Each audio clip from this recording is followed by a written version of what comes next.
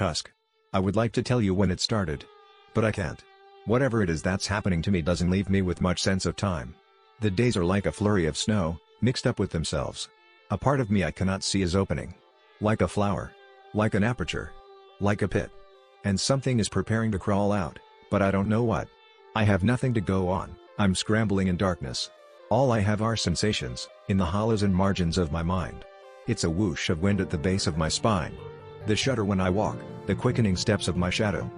When I wake up, it's like returning from a great distance, my body accepts me back reluctantly.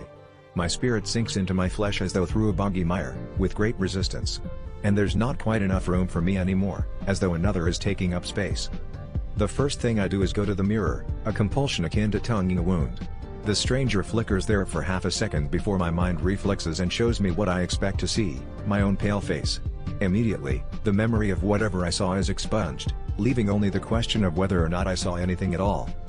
Does the pupa feel this anxiety when it begins wrapping itself in silk? When the body begins to liquefy, does it issue a silent prayer? An apology? These days, when I enter a crowd, I am frightened for everyone around me.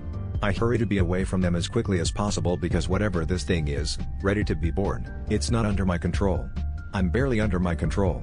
I do things without meaning to, drop things, end up in places with no memory of how I got there. When I talk to people, half of what I say makes no sense, and I have to repeat myself slowly, enunciating each word carefully to avoid sounding like a gibbering imbecile. Every day, I have to work harder to hold on to who I am. But every day I remember less of who that is, and the struggle seems less important, the consequences of giving up less severe. I'm writing this down while I can still say it, while I still care enough about you to explain myself and whatever it is I'm about to do. Whatever it is, know that I'm sorry, so very sorry.